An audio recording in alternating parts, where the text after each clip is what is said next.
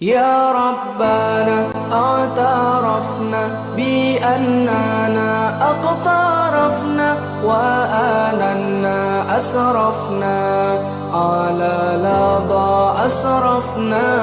يا ربنا اعترفنا بأننا اقترفنا وآننا أسرفنا على لظى أسرفنا. فتب علينا توبة تغسل لكل حوبة واستر لنا العورات وآمن الروعات. فتب علينا توبة تغسل لكل حوبة واستر لنا العورات وآمن الروعات. يا ربنا اعترفنا بأننا اقترفنا وآننا أسرفنا على لظى أسرفنا. يا ربنا اعترفنا بأننا اقترفنا وآننا أسرفنا على لظى أسرفنا.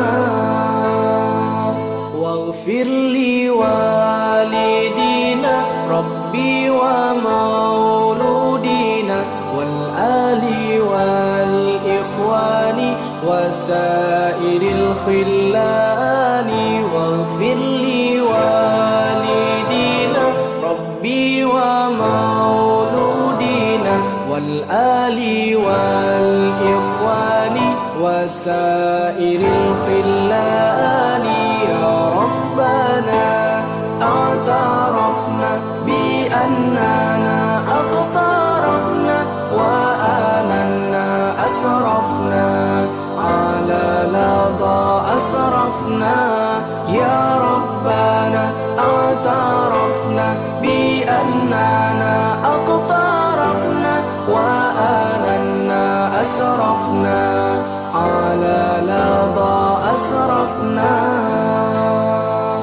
فضلا وجودا منا لا باكتساب منا بالمصطفى الرسول نحظى بكل سول.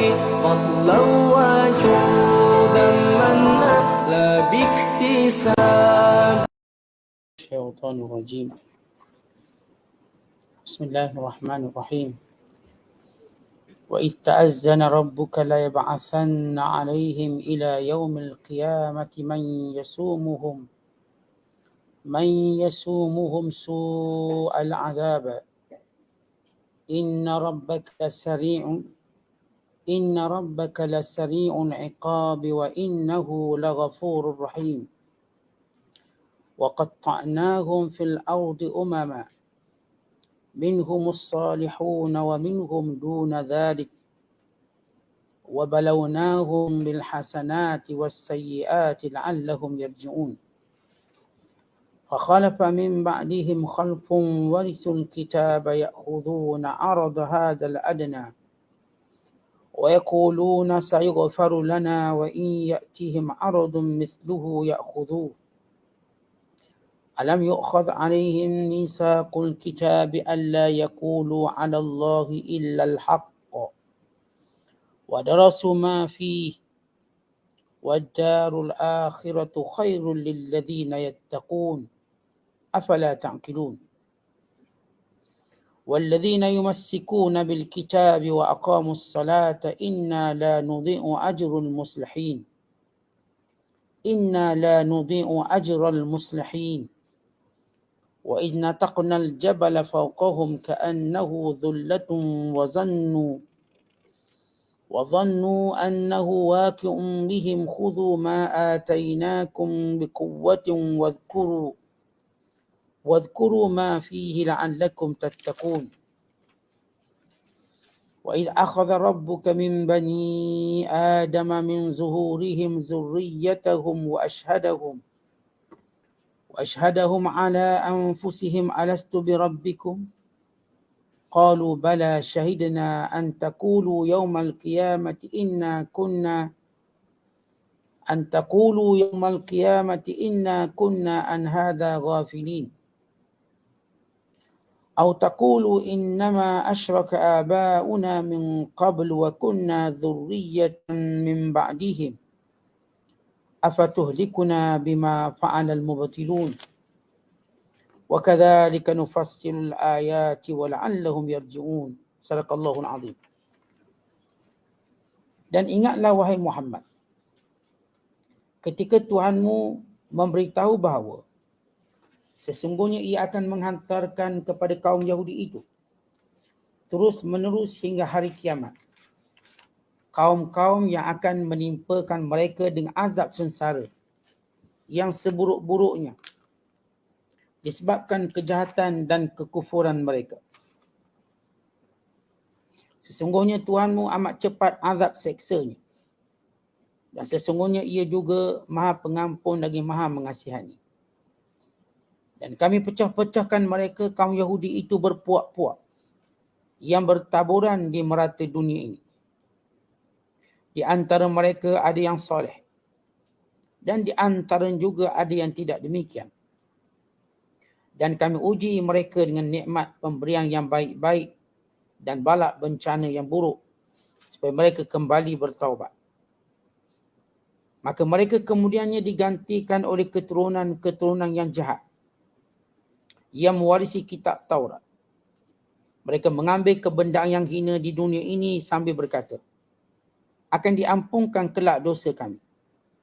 Padahal jika datang kepada mereka kebendaan yang hina seperti itu, mereka akan mengambilnya lagi.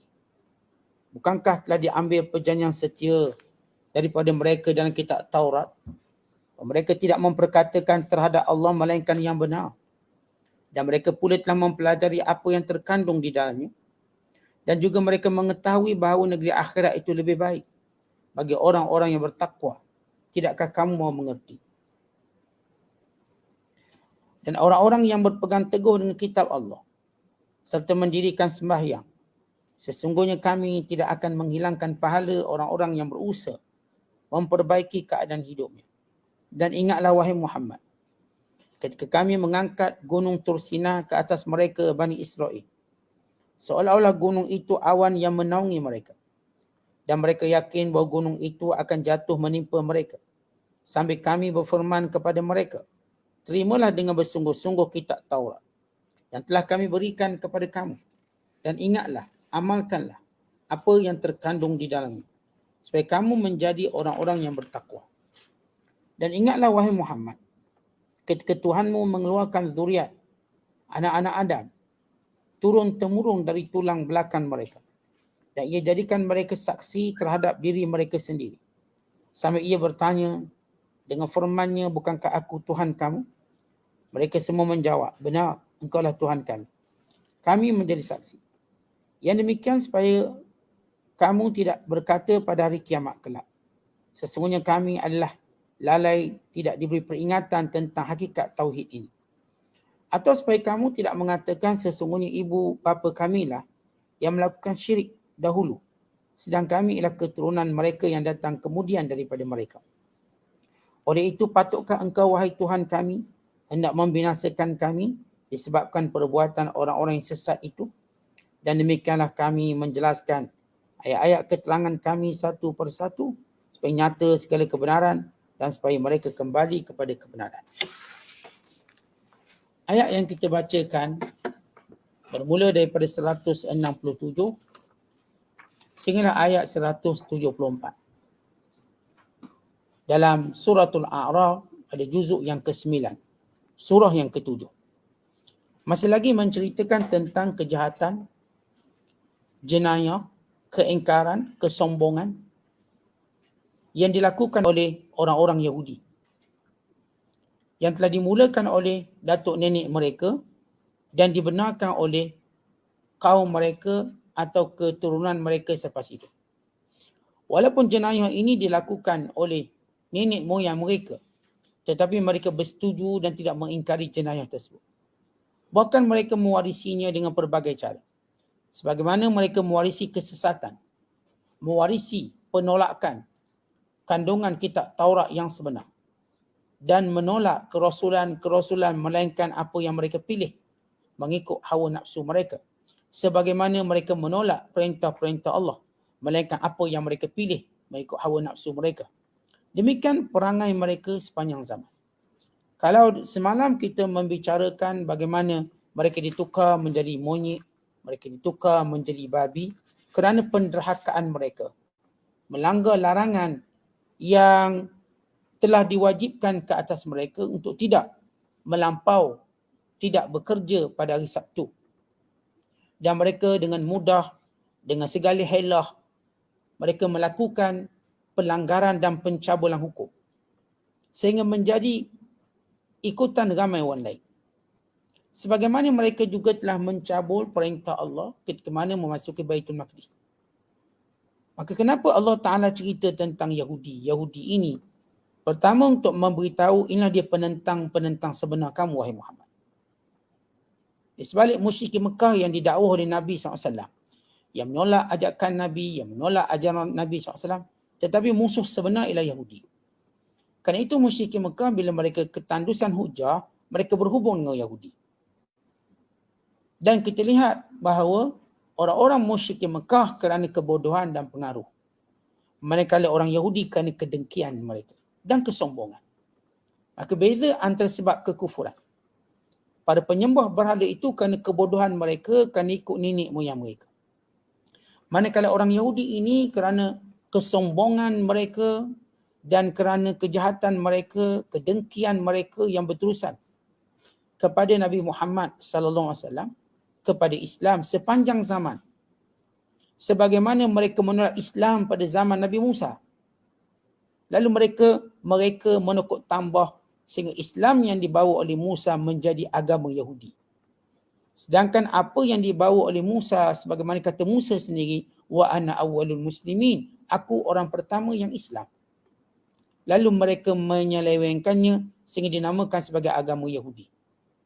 Sebagaimana penyelewengan yang dilakukan oleh Kristian daripada Islam Nabi Isa AS, sehingga mereka melakukan penyelewengan dengan menjadikannya sebagai agama Kristian. Maka tinggallah Islam dengan keasliannya, nama yang diberikan oleh Allah semenjak Adam, sehinggalah kepada Nabi Muhammad SAW. Dan Allah menamakan umat Islam yang berpegang teguh dengan Islam ini, huwa sammakum muslimin. Dialah Allah yang menamakan kamu sebagai orang Islam yang akan berkekalang sampai hari kiamat, yang akan dijaga dan dipelihara oleh Allah Ta'ala. Maka kejahatan-kejahatan Yahudi ini dengan pelbagai, bukan satu, bukan dua, bukan tiga, bahkan ia akan terus melakukan kejahatan. Maka Allah Ta'ala memberi amaran dengan firman-Nya, wa itta'adzana rabbuk. Dan ingatlah ketika Allah mengiklankan, Allah mengisytiharkan, Allah membuat pengumuman. Nak tunjuk penting diguna perkataan ta'azzan. Apa maksud ta'azzan? Ta'azzan memberi maksud, macam kita sebut perkataan azan, dilaungkan. Supaya didengar oleh seantero dunia, ini kejahatan Yahudi. Supaya didengar seantero dunia bahawa ini amaran Allah Ta'ala kepada golongan Yahudi yang menentang perintah Allah. Semenjak zaman Musa, sehingga berikut Nabi-Nabi yang diutuskan, sehinggalah kemuncaknya pada zaman Nabi Muhammad sallallahu alaihi wasallam. Maka kata Allah, dan ingatlah ketika Allah mengiklankan, mengisytiharkan, la yab'atsanna alaihim, Allah pasti akan menghantar kepada mereka, yakni akan membalai mereka, yakni akan menghukum mereka. Perkataan la yab'atsan, yakni akan menghukum mereka, akan menjadikan mereka ini akan dikuasai, dikalahkan. Alaihim, ke atas mereka, ila yaumil qiyamah, sehinggalah hari kiamat. Man yasumuhum su'al azab, orang-orang yang akan membinasakan mereka, akan mendatangkan kecelakaan pada mereka sehingga hari kiamat. Bila mana mereka mengingkari Nabi Allah Yusha' bin Nun, masuk dengan penuh kesombongan dan mengubah perintah Allah, maka Allah turunkan ta'un. Dan ketika mana mereka berada keseronokan dalam kuasa mereka, maka datang Raja Bukhtanasar menyerang mereka, menawan mereka dan memusnahkan kota mereka. Sebagaimana mereka juga dimusnahkan oleh golongan Jalut, memusnahkan mereka. Namun Allah dengan kasih sayang, Allah dengan segala nikmat yang diberikan kepada mereka, terus menghulurkan nikmat. Namun mereka mengulangi kejahatan-kejahatan kaum ataupun nenek moyang mereka dahulu. Akhirnya kita lihat bagaimana mereka telah dikuasai oleh banyak. Yahudi ialah bangsa yang paling banyak dijajah dalam sejarah dunia. Yang dijajah, yang dikuasai. Mereka bukan sekadar dikalahkan oleh Yunaniun, oleh Kasdaniun, oleh Kaldaniun, oleh Babylon. Kemudian Rom pernah menguasai mereka. Bahkan mengenakan hukuman denda atau jizyah, kharaj yang tinggi. Bahkan orang Islam juga menguasai mereka. Bahkan dalam dunia moden, Hitler pernah menguasai mereka. Sehingga akibatnya Yahudi ini berada di pelosok dunia. Mereka tidak punya negara. Allah Ta'ala menyebut dalam Quran, Inna rabbaka lasari'ul iqab. Allah itu segera azabnya. Baik, kenapa Allah menyebut perkataan Allah itu segera azab? Allah misalkan contoh Yahudi dengan cerita rekod-rekod pembinasaan mereka. Bukan sekadar ditukar menjadi monyet dan babi. Bahkan mereka dihinakan pula. Proses monyet dan babi, fizikal dan juga mental mereka. Dan kita katakan bagaimana mereka letak satu rekod. Dalam bangsa, bukan seorang ditukar, bangsa yang ditukar jadi monyet dan babi tidak pernah berlaku kepada bangsa lain selain bangsa Yahudi. Kemudian dalam ayat yang kita bacakan pada malam ini, Allah menghinakan mereka dengan mereka dikuasai oleh banyak negara. Ya, kalau kita katakan orang Melayu banyak dijajah, mungkin kita boleh bilang 3 penjajah je lah. Mungkin yang jajah orang Melayu daripada Portugis, Belanda dan juga kita kata Inggeris dan Jepun, letak 4 lah. Tetapi Yahudi ini paling banyak dijajah. Dan bangsa mereka pecah belah. Ketika mana negara lain disatukan dengan bangsa. Disatukan di satu tempat. Katakan orang Melayu, mereka ada negara yang disatukan. Ya, bukan kita kata tak ada orang Melayu bertebaran. Ada pun kerana mereka ini mengambil keputusan sendiri. Untuk duduk, kerana kerja dan sebagainya. Tapi mereka akan relate tempat duduk mereka di negara-negara rumpun Melayu. Demikian juga kalau kita sebut orang Britain lah. Orang-orang Great Britain, mereka ada negara Great Britain. Orang Amerika ada negara. Tapi Yahudi mereka tak ada negara yang sebenar. Ya benar mereka cuba tubuhkan negara haram Israel. Namun banyak Yahudi tak berani duduk di dalam negara Israel. Tak berani duduk. Bukan sekadar faktor keamanan. Bukan faktor yang menjadi pegangan mereka, seperti yang kita sebut semalam. Mereka haram masuk bumi Palestin dengan merompaknya. Mereka mesti masuk dengan keizinan orang Palestin. Dan sebagaimana sebahagian mereka bimbang keselamatan. Sebab itu Yahudi duduk di Rusia, duduk di China, duduk di Iran, duduk di Afghanistan, duduk di Morocco, duduk di Afrika, di Ethiopia, di Eritrea. Mereka duduk di banyak negara. Bertebaran. Kenapa mereka tidak mau pulang? Walaupun pada era 67, bila bermula peluasan tanah jajahan Palestin, lalu mereka buat satu program nama program tahjir, iaitu mengimport semua Yahudi seluruh dunia.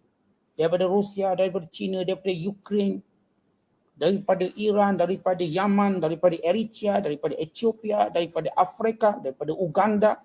Mereka ambil belaka. Akhirnya dihentikan kerana ketakutan mereka dengan kebangkitan orang Islam. Sebahagian mereka masih takut untuk terus mengakui bahawa Palestin itu negara mereka. Dan sebagainya kita sebut Palestin tidak mempunyai daulah atau tidak mempunyai, orang Yahudi tidak punya daulah untuk membina negara. Apatah lagi satu-satunya negara di dunia yang tidak diiktiraf oleh sepakat negara dunia. Walaupun PBB telah meluluskannya, tetapi banyak negara lagi masih tidak menerima kewujudan Israel.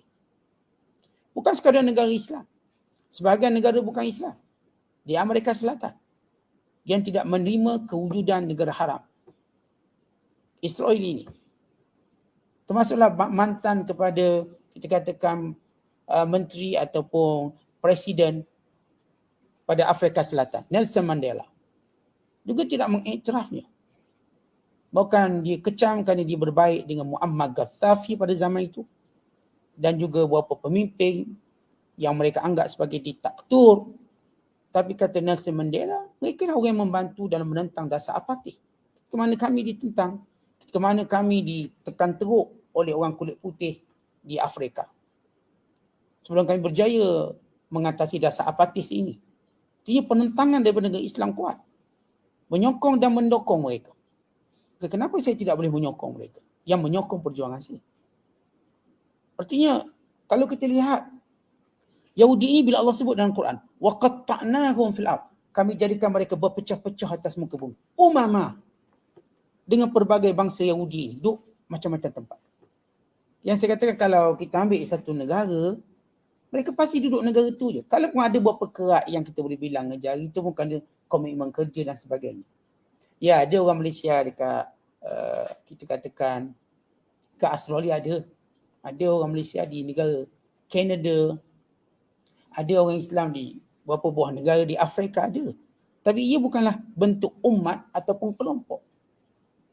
Ia kerana faktor-faktor pekerjaan atau sebagainya. Tetapi Yahudi, mereka sendiri tidak punya keyakinan punya negara. Apatah lagi bila slogan menyebut ini negara haram Israel. Negara haram Yahudi. Dengan konflik yang berterusan. Negara yang dianggap yang paling takut dalam dunia dengan menjadikan semua rakyatnya sebagai bala tentera. Menjadikan tajnid maksudnya kerahan tentera kepada semua warga negara. Tetapi kalau negara tu semua jadi tentera, bererti ketakutan. Ia berbeza negara, umpama contoh Malaysia, yang jadi tentera ialah sekelompok. Katakan kita ada 32 juta orang rakyat. Mungkin tentera kita 110,000 orang. Atau 120. Berdasarkan apa yang saya baca. Tentera simpanan mungkin ada 50,000, 60,000. Tentera simpanan. Mungkin tentera wataniah kita sekurang mungkin ada berapa ribu saja. Atau jumlah kita mungkin tak sampai 200,000. Dengan nisbah rakyat kita 32 juta. Tetapi Yahudi menjadikan semua rakyatnya tentera. Semua. Dan mewajibkan tentera. Kita tuan-tuan tak wajib tentera. PLKN dulu pun tak wajib. Banyak yang skip tak dapat. Hari ni lagi tak ada. Sebab apa? Kita tak rasa ancaman. Kita tak rasa ancaman. Yahudi ni kerana dia merasa ancaman, lalu mereka membentuk semua rakyat mereka tentera. Ketakutan mereka. Sehingga mereka membina tembok-tembok besar pemisah antara mereka dengan Filistin. Bukan mereka sentiasa takut setiap pergerakan orang Filistin. Mereka sentiasa rasa terancam untuk dibunuh, dibom dan sebagainya. Atau mereka begitu trauma melihat orang Islam yang bawa beg, orang Islam yang memakai pakaian lengkap. Mereka cukup trauma. Mereka amat takut. Orang Islam pegang pisau nak potong daging pun mereka takut. Trauma mereka luar biasa. Mereka Allah cabut rasa mulia menjadi warga negara. Bahkan Allah menjadikan mereka bangsa penakut. Lalu mereka cuba mendapat perlindungan seluruh negara. Mengemis seluruh dunia untuk mempertahankan mereka dengan membawa peristiwa Holocaust. Membawa peristiwa penyembelihan ramai-ramai dulu di Jerman. Meraih simpati untuk mereka membentengi kejahatan mereka, kezaliman mereka. Tapi Allah sebut, kami akan terus jadikan orang Yahudi ini dihukum, akan ada orang yang akan menguasai mereka sampai hari kiamat. Dan last kali yang akan menguasai mereka orang beriman. Dan kita melihat daripada era 48, daripada tahun 48 sehingga era intifadah pada tahun 82 sehinggalah hari ini umat Islam makin kuat tekanan kepada mereka. Dan mereka mengetahui waktu mereka akan sampai. Itu waktu dibinasakan. Karena itu Allah katakan waqatta'nahum, kami dah cerai-beraikan bangsa mereka. Fil ard, di seluruh dunia, umama, menjadi kelompok-kelompok yang kecil. Minhumus salihun, ya kata Allah. Ada di kalangan mereka yang soleh, seperti Abdullah bin Salam. Ada yang soleh yang baik. Seperti Wahab bin Munabbih. Seperti Ka'ab al-Ahbab. Beberapa Yahudi yang baik, yang beriman kepada Allah. Ada. Lalu kata Allah, wa minhum duna dzalik, tapi kebanyakan mereka itu ialah golongan-golongan yang tidak beriman. Golongan-golongan yang tidak soleh. Wa balawnahum bil hasanat, dan kami telah beri nikmat pada orang Yahudi ini kebaikan, wasayyi'at, dan ujian yang pelbagai, la'allahum yarji'un, supaya mereka kembali dan bertaubat. Fa khalafa min ba'dihim khalfun, dan setiap kali pergi generasi yang pertama, mereka mewarisi generasi yang lebih jahat daripada mereka. Orang Yahudi ni tuan-tuan, setiap generasi yang mereka tinggalkan akan jadi lebih jahat daripada mereka. Ni asal orang baik, tinggal yang jahat. Yang jahat, tinggal lagi jahat. Yang something tinggal lagi taiko. Begitu mereka tidak mampu untuk menjaga Taurat. Dan tak mampu menjaga perintah Allah. Kalau mereka menikah warisan yang lebih jahat, lebih jahat. Lebih teruk dan lebih teruk. فَخَلَفَ مِنْ بَعْدِهِمْ خَلْفٌ. Lalu ditinggalkan atau digantikan selepas mereka itu dengan satu kelompok yang buruk. Warisul kitab. Yang mewarisi kitab, yakni Taurat. يَأْخُذُونَ عَرَضَ هَذَا الْأَدْنَى. Mereka mengambil apa-apa yang rendah yang menyamai hawa nafsu mereka. Dan kalau mereka buat dosa, وَيَقُولُونَ سَيُغْفَرُ لَنَا. Allah akan ampunkan kami kalau kami buat dosa. وَإِنْ يَأْتِهِمْ عَرَضٌ مِثْلُهُ يَأْخُذُوهُ. Dan bila datang perkara-perkara yang hina, perkara-perkara yang salah, mereka tetap melakukannya. Sebab alasan mereka, kami anak Allah, kami Allah sayang, mereka tidak akan diseksa, mereka akan diampunkan oleh Allah Ta'ala. Lalu mereka mengikuti setiap kesalahan nenek moyang mereka. Mereka dah baca nenek moyang mereka yang ditukar jadi monyet dan babi.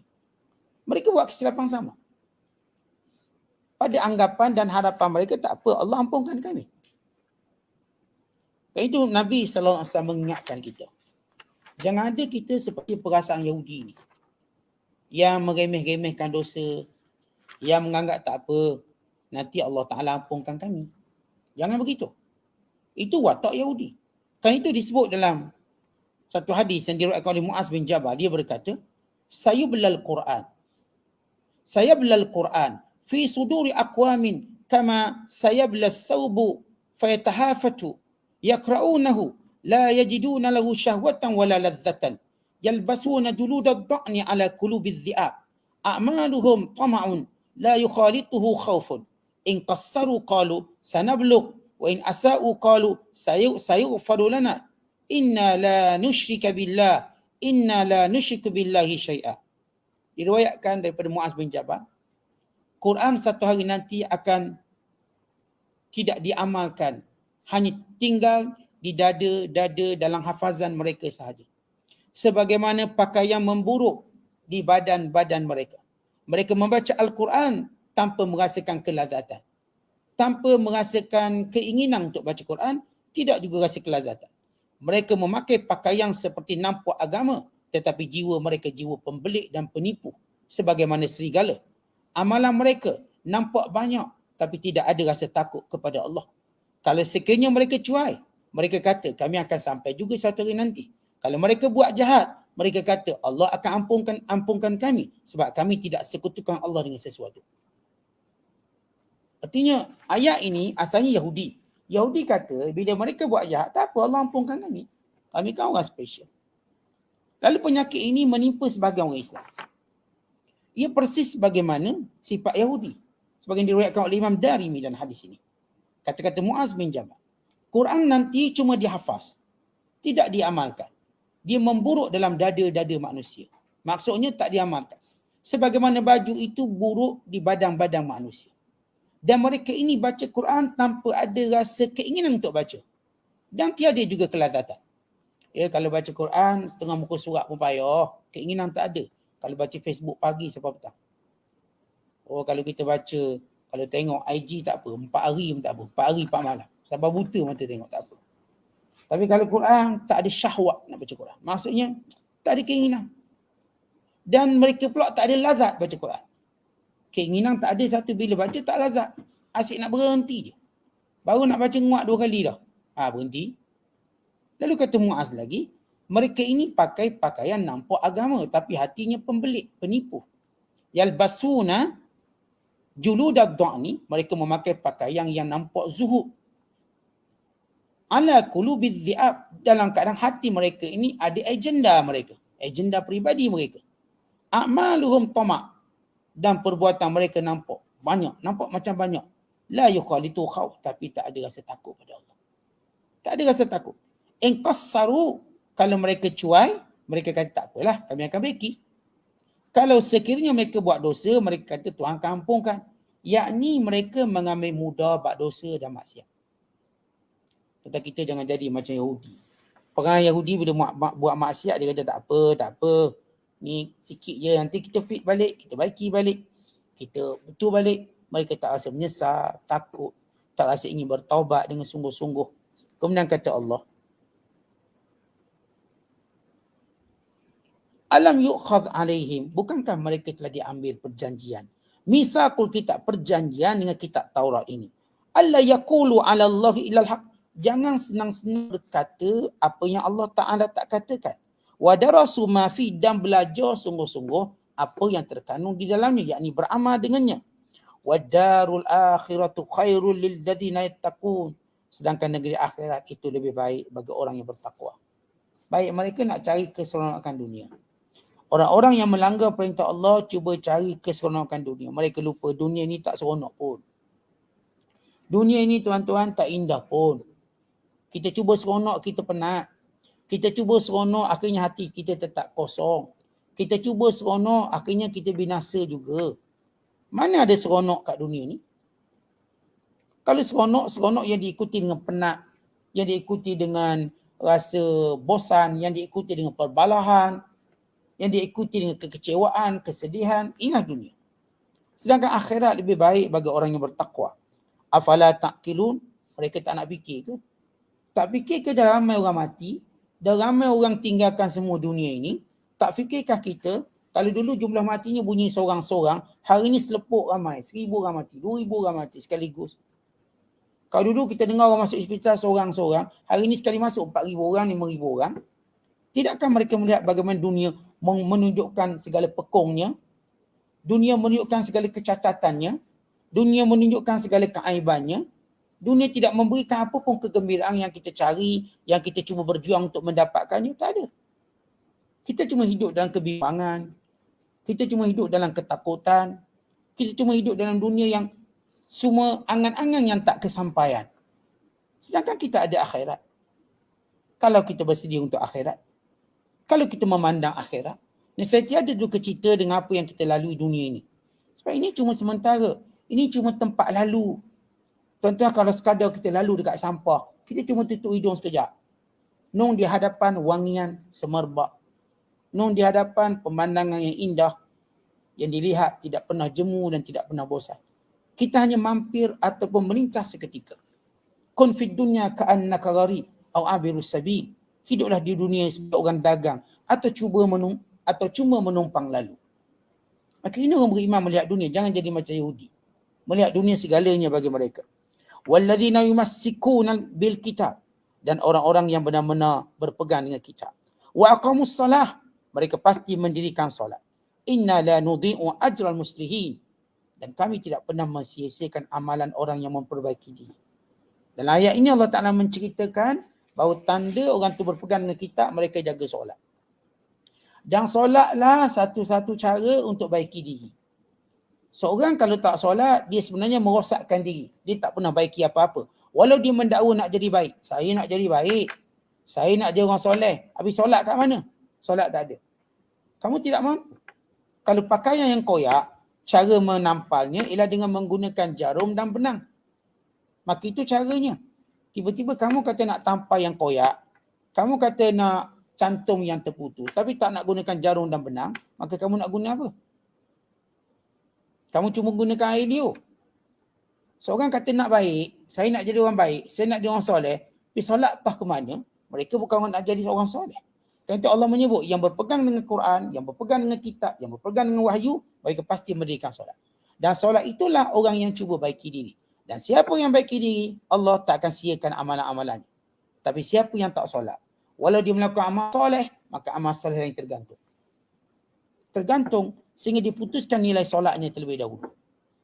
Kemudian Allah Ta'ala menyebut, wa iz nataqnal jabal, dan ingatlah ketika mana kami mengangkat gunung Turu Saina, fauqahum, atas kepala mereka, ka'annahu dhullatun, bagaikan awan yang menaungi kepala mereka. Wa dhannu, dan mereka yakin, annahu, bau gunung itu, waqi'un bihim, pasti menimpa kepala mereka, menghempak kepala mereka. Maka terdengar wahyu Allah yang berkata, khudhu ma atainakum biquwwah, pegang betul-betul apa yang kami wahyukan ini. Pegang betul-betul apa yang ada dalam kitab Taurat ini. Wadhkuru ma fi, dan beramal dengannya. La'allakum tattaqun, semoga kamu bertakwa kepada Allah. Artinya punya degil mereka. Mereka perlu diugut untuk melaksanakan perintah Allah. Ketika mana orang beriman, watak mereka Masya Allah berkata, qalu sami'na wa ata'na, kami dengar, kami patuh. Tapi Yahudi diuguk sampai peringkat diangkat gunung Turus Saina, nak hempap atas kepala mereka sebagai syarat untuk mereka beramal dengan kitab Taurat. Lalu mereka kata, baiklah kami terima. Bukan kerana mereka bimbangkan amanah Allah, tapi bimbangkan gunung yang jatuh atas kepala mereka. Sewaktu gunung telah diangkat daripada kepala mereka, mereka kembali meninggalkan kitab Taurat. Bayangkan, inilah bangsa Yahudi. Allah cerita kepada Nabi SAW supaya Rasulullah tak bersedih dengan penolakan musyrik Mekah. Kerana Yahudi lebih teruk dan lebih dahsyat. Dan Rasulullah SAW akan menghadapinya. Dan umat Islam akan menghadapinya. Dan ini yang sebenarnya musuh orang Islam. Musuh sebenar orang Islam di kalangan manusia ini Yahudi. Dan mereka terus mencari peluang dan ruang bagaimana menguasai orang Islam. Mereka tahu yang boleh menggagalkan mereka untuk menguasai bumi ini cuma orang Islam. Sebab itu mereka menghala permusuhan dan mereka jadikan semua yang lain sebagai papet-papet mereka untuk bercakap bagi pihak mereka dan sebagai tentera boneka mereka untuk berjuang bagi pihak mereka dalam menegakkan empayar Yahudi mereka. Tapi ini tidak akan berlaku. Kerana Allah Ta'ala telah berjanji.